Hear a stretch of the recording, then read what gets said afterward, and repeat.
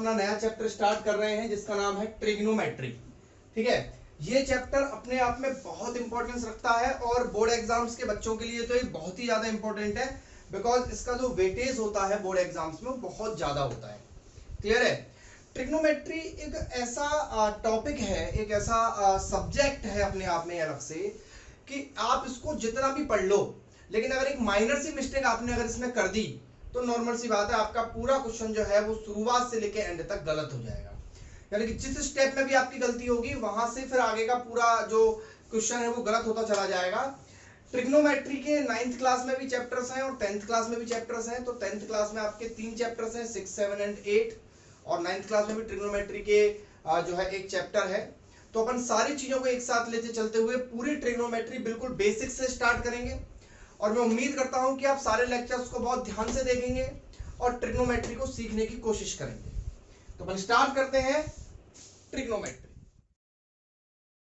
तो ट्रिग्नोमेट्री जो है एक्चुअल में क्या है, जैसे कि नाम से पता लग रहा है ट्रिग्नोमेट्री।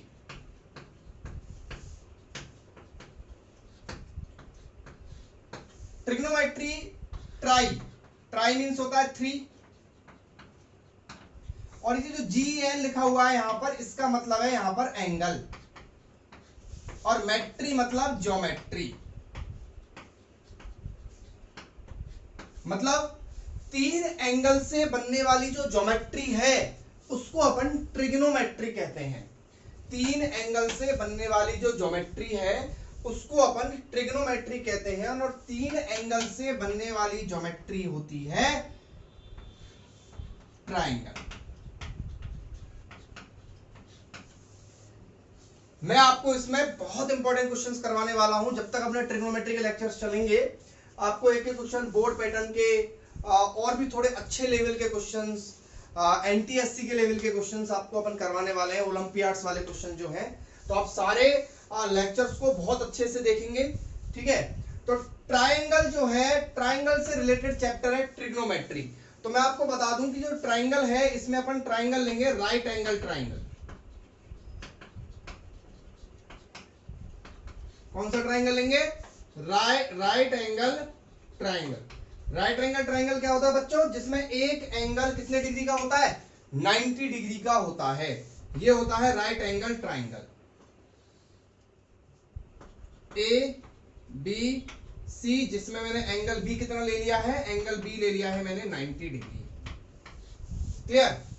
तो इसमें एंगल एक तो ये वाला हो गया जिसको मैं बोलूंगा एंगल A, एक एंगल ये वाला होगा जिसको मैं बोलूंगा एंगल C। सारी चीजें नोट करा है अपनी कॉपी में। क्लियर?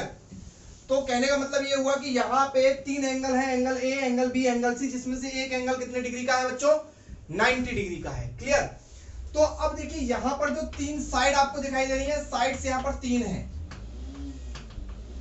पहली है AB, दूसरी है BC और तीसरी है AC। 3 साइड है AB, BC और AC। 3 साइड आपको दिखाई दे रही है। AB है, एक तो ये वाली साइड है AB, एक ये वाली साइड है BC और एक ये वाली साइड है AC। ठीक है बच्चों? तो 3 साइड जो आपको दिखाई दे रही हैं, इन तीनों साइड्स के स्पेशली अपन यहां पर नाम देते हैं, और वो नाम क्या देते हैं वो समझिए आप। ठीक है, देखिए सबसे पहले तो ये जो साइड आपको सामने दिखाई दे रही है, यानी कि जो 90 डिग्री का एंगल होता है, बहुत ध्यान से सुने, जो 90 डिग्री का एंगल होता है आप इसको नोट कर ले। मैं बता रहा हूं सबसे बड़ा कंफ्यूजन बच्चों को इसी चीज में होता है कि इस पूरे ट्राइंगल के अंदर 90 डिग्री के सामने वाली जो साइड है, इस साइड को बोलते हैं हाइपोटेनस। मैं इसको H से डिनोट करूंगा। तो AC जो है वो है आपकी हाइपोटेनस।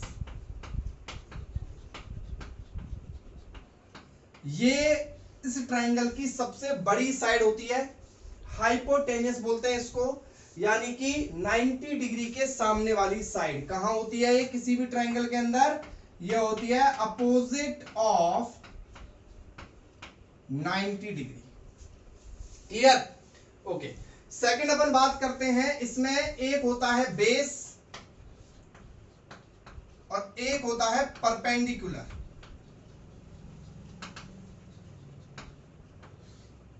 ठीक है, यानी कि एक तो ये वाली साइड तो कंफर्म है हाइपोटेनस हो गई। अब 2 साइड बची, एक तो AB बची और एक BC बची। इस AB और BC में से एक साइड हाइपोटेनियस है, वो एक साइड बेस है और एक साइड परपेंडिकुलर है। अब कौन सी इसमें से बेस है और कौन सी इसमें से परपेंडिकुलर है, ये अपन कैसे बताएंगे? नॉर्मल सी बात है, ज्यादातर बच्चों से पूछा जाएगा तो वो क्या बोलेंगे, सर ये बेस है, BC जो नीचे बेस है और AB परपेंडिकुलर है। नहीं, ऐसे अपन किसी भी बेस और परपेंडिकुलर को आइडेंटिफाई नहीं कर सकते। क्लियर है? तो किसी भी बेस और परपेंडिकुलर को आइडेंटिफाई करने के लिए आपको क्या करना पड़ेगा बच्चों? आपको पता करना पड़ेगा कि बेस और परपेंडिकुलर, अच्छा हाइपोटेनस तो फिक्स है 90 डिग्री के सामने, वो तो एक ही होगा, पर अब बेस और परपेंडिकुलर में कंफ्यूजन है। तो ध्यान रखना, जिस एंगल के लिए बात की जा रही है तभी आप बेस और परपेंडिकुलर बता सकते हो, अदरवाइज आप बेस और परपेंडिकुलर नहीं बता सकते हो। अगर आपसे कोई कहता है कि भाई ये बेस है तो वो गलत कह रहा है, आपसे बोलता है कि ये वाला बेस है तो वो गलत कह रहा है, जब तक एंगल नहीं पता होगा तब तक अपन बेस और परपेंडिकुलर नहीं बता सकते। ठीक है? तो मैं बात कर लेता हूं कि मान लो ये वाला एंगल ले लेता हूं, मैं इस वाले एंगल की बात कर लेता हूं, इस वाले एंगल को बोलता हूं थीटा। क्या बोलते हैं इसको? Theta, THETA, theta. किसी भी एंगल को डिनोट करने के लिए एक ग्रीक लेटर है जिसको अपन बोलते हैं थीटा। क्लियर? जैसे डिग्री, केल्विन, है ना? तो ऐसे ही ये थीटा। ठीक है? इसको अपन ऐसे जीरो बना के बीच में से काट देंगे। क्लियर? तो अब मान लो इस एंगल के लिए बात कर रहे हैं, तो इस एंगल के सामने वाली जो साइड होगी वो कहलाएगी परपेंडिकुलर। और अगर अपन ये परपेंडिकुलर, तो फिर ये क्या बची? बेस बची। क्लियर है? और अगर थीटा ये ना होकर थीटा अगर ये होता तो इसके सामने वाली साइड ये क्या कहलाती? परपेंडिकुलर कहलाती और ये बेस कहलाता। अब समझ गए ना? जब तक आपको थीटा नहीं दिया जाएगा तब तक आप बेस और परपेंडिकुलर को आइडेंटिफाई नहीं करेंगे आज के बाद। और अगर आपको कोई बताता है तो उसको भी सही करवाइए। तो यहां पर मैं इसको थीटा मान लेता हूं, तो अगर इसको थीटा मानूंगा तो परपेंडिकुलर क्या हो गया? BC। तो BC क्या है यहां पर? परपेंडिकुलर। क्या होता है? अपोजिट। लिख लें अपनी कॉपी में, opposite of theta given angle जो भी है। और बेस क्या बचा? जो लास्ट साइड बचेगी वो क्या होगी? बेस होगी। क्लियर है? यानी कि आपको ये सारी चीजें पहले सीखनी पड़ेंगी, तब जाके आप ट्रिग्नोमेट्री स्टार्ट करोगे। ऐसे नहीं कि ट्रिग्नोमेट्री स्टार्ट कर दिया अपन ने। सबसे पहला स्टेप ट्रिग्नोमेट्री को स्टार्ट करने का है, आपको मैं क्या कहते हैं, जो प्रूव करने वाले क्वेश्चंस होते हैं जो आपने 9th क्लास में पढ़े, 10th क्लास वाले बच्चों ने, आपको मैं ऐसी ट्रिक समझाने वाला हूं अब इस ट्रिग्नोमेट्री के अंदर कि आपसे चुटकियों में वो क्वेश्चंस होने लग जाएंगे। लेकिन आपको हर लेक्चर को बहुत प्रॉपर तरीके से शुरुआत से देखना होगा, तभी जाके ये काम पॉसिबल हो पाएगा। क्लियर? तो अपन बात करते हैं, साइड्स अपनी हो गई, साइड्स के बारे में अपन ने सीख लिया। पहला स्टेप था अपना कि भाई परपेंडिकुलर, बेस और हाइपोटेनस को अपन सीखे। ठीक है? यानी कि मैं दोबारा बना लेता हूं ट्राइंगल, ये ट्राइंगल वापस बना दिया मैंने। ठीक है? ABC और इसमें ये B जो है वो 90 डिग्री है। तो और इस थीटा के लिए बात कर रहे हैं अपन, मान लो तो ये हाइपोटेनस हो गया बच्चों। ठीक है? और इसके सामने वाली साइड ये परपेंडिकुलर हो गई और ये बचा कुचा क्या हो गया? बेस हो गया। ठीक है? अब अपन नेक्स्ट बात करते हैं कि भाई बेस, हाइपोटेनस, परपेंडिकुलर अपन ने सीख लिया, तो अब दूसरा स्टेप 1 था। स्टेप 1 यानी कि ट्रिग्नोमेट्री सीखने का जो स्टेप 1 था वो था साइड्स के बारे में नॉलेज, साइड नॉलेज आपको हो गई कि भाई हाइपोटेनस क्या होता है, परपेंडिकुलर क्या होता है, बेस क्या होता है। स्टेप 2 है आपकी पाइथागोरस थ्योरम। सेकंड आपको पता होना चाहिए कि भाई पाइथागोरस थ्योरम क्या होती है। क्लियर? पाइथागोरस थ्योरम क्या होती है? पाइथागोरस थ्योरम का मतलब होता है relation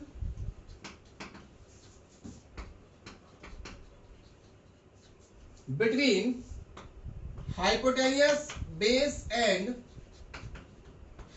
perpendicular. Hypotenuse, base and perpendicular में जो रिलेशन है वो पाइथागोरस थ्योरम बताता है। पाइथागोरस थ्योरम क्या होता है बच्चों? हाइपोटेनियस का square is equal to base का स्क्वायर प्लस परपेंडिकुलर का स्क्वायर। क्या होता है? हाइपोटेनस का square is equal to base square plus perpendicular square. ये रिलेशन होता है पाइथागोरस थ्योरम का। इसका यूज कैसे किया जाता है? इसका यूज ऐसे किया जाता है, देखो आपको क्या है कि एक ट्राइंगल दे दिया जाएगा PQR और आपसे बोला जाएगा ये 90 डिग्री है। ध्यान रखना 90 डिग्री ट्राइंगल आपको दिख जाए कहीं भी तो नॉर्मल सी बात है पाइथागोरस थ्योरम लगेगी उसमें, कंफर्म है। ठीक है, आपको ये दिया हुआ है 13 सेंटीमीटर और आपको ये दिया हुआ है आपका 12 सेंटीमीटर और आपसे बोल रहा है कि PQ निकालिए, PQ कितना होगा। तो आपको पता है हाइपोटेनस कितना है, यहाँ पर 90 डिग्री के सामने वाली साइड हाइपोटेनस होती है वो है 13 सेंटीमीटर। क्लियर? इसमें से एक बेस होगा एक परपेंडिकुलर होगा। तो अभी जब तक एंगल नहीं दिया जाएगा, एंगल नहीं दिया गया तो इसको बेस मान लेता हूं मैं, बाकी का जब तक एंगल दिया जाएगा तभी पता लगेगा बेस का, लेकिन नहीं दिया गया तो मान लेता हूं बेस कितना है 12 सेंटीमीटर और आपका परपेंडिकुलर हो गया x। अब मुझे x फाइंड आउट करना है तो वी नो दैट हाइपोटेनस का स्क्वायर यानी कि 13 का स्क्वायर बराबर बेस का स्क्वायर यानी कि 12 का स्क्वायर प्लस परपेंडिकुलर स्क्वायर यानी कि x का स्क्वायर। ध्यान दें चीजों के ऊपर। Clear? Hypotenuse square is equal to base square plus perpendicular square. 13 का स्क्वायर कितना होता है 169। बहुत सारे सिखाए आपको square, root, cube, root square और क्यूब इज इक्वल टू 12 का स्क्वायर 144 प्लस एक्स स्क्वायर। 144 इधर आ जाएगा तो 144 इधर आएगा तो हो जाएगा 169 माइनस 144, इधर बचेगा एक्स स्क्वायर। क्लियर? 169 में से 144 जब आप माइनस करोगे तो ये आएगा 25, तो 25 is equal to x square. बहुत सारे बच्चे सोच रहे होंगे सर ये कैसी चीज पढ़ा रहे हैं, ये तो हमको आता है। नहीं, हर चीज को बहुत बारीकी से समझिए आप, क्या पता कौन सी चीज कब काम आ जाए आपके। तो x की वैल्यू यहां से जब निकलेगी तो वो निकलेगी 5, यानी कि आपके पास जो इसका आंसर आएगा, x का आंसर जो आएगा वो x बराबर कितना आएगा 5 सेंटीमीटर। तो आप समझ गए पाइथागोरस जो थ्योरम है, पाइथागोरस जो रिलेशन है वो क्या काम आता है। वो काम आता है आपको अगर दो साइड दे रखी हो तो आप तीसरी साइड बहुत इजीली निकाल सकते हैं। क्लियर है? तो ये रिलेशन है between sides hypotenuse, base and perpendicular. तो मैं आपको कुछ चीजें और सिखा रहा हूं, वो देखते जाइए। कुछ रिलेशन, जैसे कभी भी आपको मान लो मतलब कुछ पेयर्स बता रहा हूं मैं आपको, जो पेयर्स हमेशा बिल्कुल फिक्स है वो पेयर्स। ठीक है, आपको क्या है कैलकुलेशन में बहुत हेल्प करने वाले हैं वो। लाइक जैसे मान लो कभी आपको जैसे 5, 12 और 13, क्लियर? ये एक पेयर है। अगर आपको दो, एक साइड 5 दे रखी है, एक साइड 12 दे रखी है, तो 100% तीसरी साइड जो है वो 13 ही आएगी। क्लियर? तो याद करें 5, 12, 13। दूसरा आप याद करें 1, 1 रूट 2, 1, 1 रूट 2। और तीसरा आप याद करें 6, 8, 10, 3, 4, 5, 10, 10, 10 रूट 2। यानी कि आपको कभी कभार क्या है, ये वैसे तो नॉर्मल सी बात है, इतनी ज्यादा हेल्प नहीं कर पाएंगे, लेकिन आपको इनकी इंपॉर्टेंस पता लगेगी जब आप क्वेश्चन करोगे। जब आपको पता होगा, जैसा और दूसरा बच्चा तो पाइथागोरस थ्योरम से तीसरी साइड निकाल रहा है, लेकिन आप अगली स्टेप पे पहुंच गए, तो काम आएगी ना चीजें। तो आप इनको थोड़ा सा याद करें, वैसे तो लिखते लिखते सारी चीज याद हो जाएंगी। क्लियर है? तो ये अपना दूसरा स्टेप था पाइथागोरस थ्योरम का। उसका पाइथागोरस थ्योरम के बाद अपन स्टार्ट करते हैं तीसरा स्टेप अपना। देखिए क्या है तीसरा स्टेप, क्या है ट्रिग्नोमेट्री से रिलेटेड। ये आपके पास वापस मैंने ट्राइंगल ले लिया है। क्लियर? ए, बी और सी। क्लियर? ट्राइंगल ले लिया। देखिए क्या करेंगे अपन इसमें, ये हाइपोटेनस है बच्चों, ये मैं थीटा ले लेता हूं, ये वाला, ये बेस है और ये परपेंडिकुलर है। क्लियर? अब मैं क्या कर रहा हूं, रेशो ले रहा हूं साइड्स का, रेशो ऑफ साइड्स। रेशो जानते हैं ना आप लोग, रेशो क्या होता है, मतलब इसका इसमें डिवाइड देना, इसका इसमें डिवाइड देना, रेशो। तो कितने रेशो बन सकते हैं मैं देखता हूं। चलो सबसे पहले मैं परपेंडिकुलर में हाइपोटेनस का डिवाइड दे देता हूं, एक रेशो ये बन गया। क्लियर? दूसरा उल्टा भी तो हो सकता है इसका, हाइपोटेनस में परपेंडिकुलर का डिवाइड दे दूं। क्लियर? अच्छा, अब मैं एक काम करता हूं, बेस में हाइपोटेनस का डिवाइड दे देता हूं। उल्टा भी तो हो सकता है, हाइपोटेनस में बेस का डिवाइड दे दूं। तीसरा ये हो सकता है कि भाई परपेंडिकुलर में बेस का डिवाइड दे दूं और बेस में परपेंडिकुलर का डिवाइड दे दूं।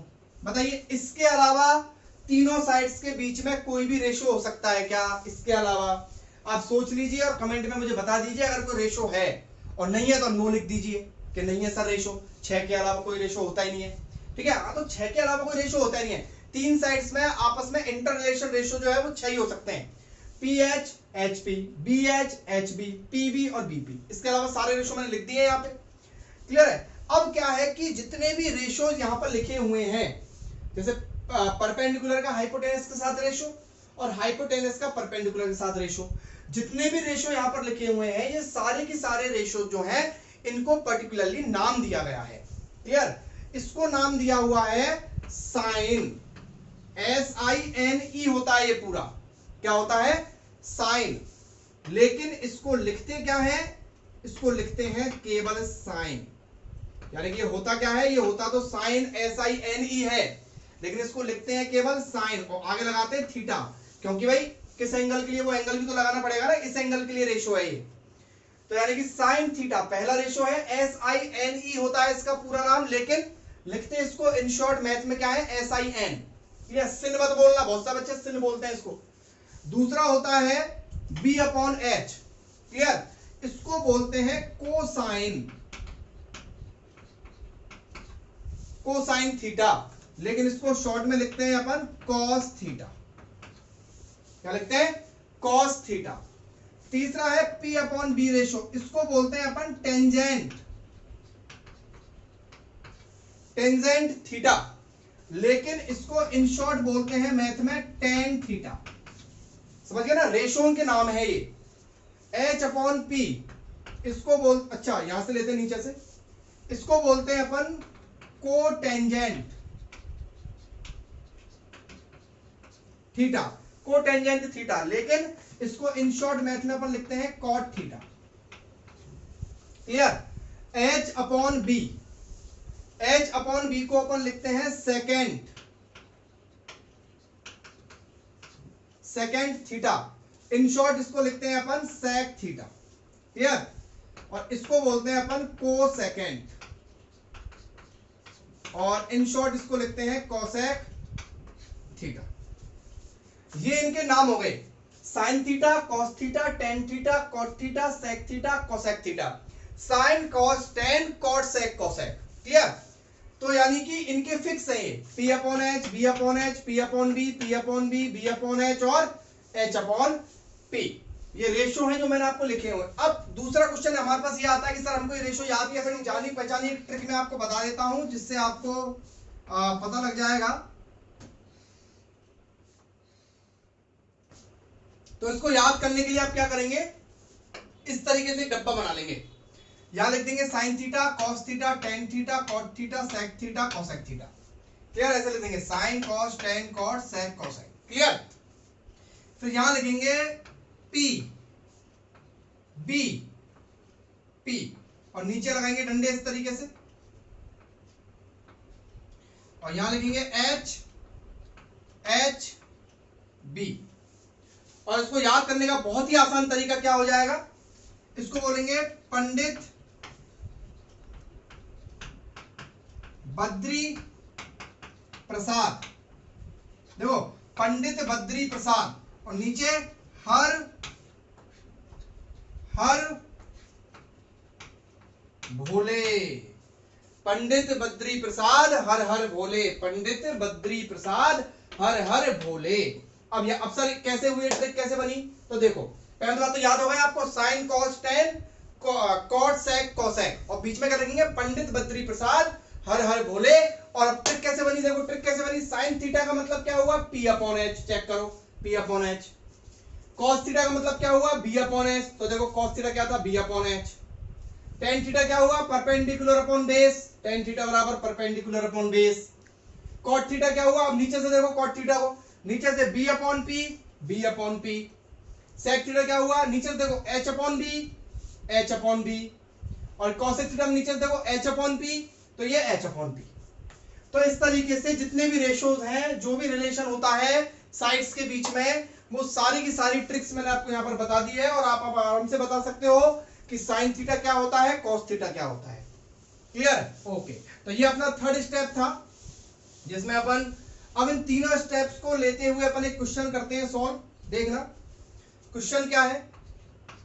क्वेश्चन है, एक आपको ट्राइंगल दिया हुआ है इस तरीके से, इस ट्राइंगल का नाम ले लेते हैं अपन पी क्यू आर, और इसमें आपको ये थीटा दिया हुआ है। क्लियर? आपसे कह रहा है कि फाइंड, और आपको ये दिया हुआ है आपको 1 और ये दिया हुआ है आपको √2।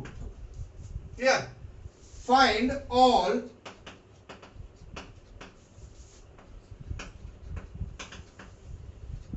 Trigonometric ratios.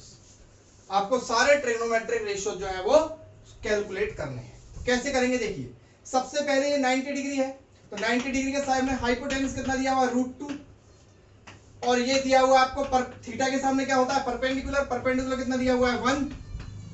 तो बेस निकालना है आपको सबसे पहले। पहला काम क्या, बेस निकालना। तीनों साइड्स निकाल के रख लेते हैं।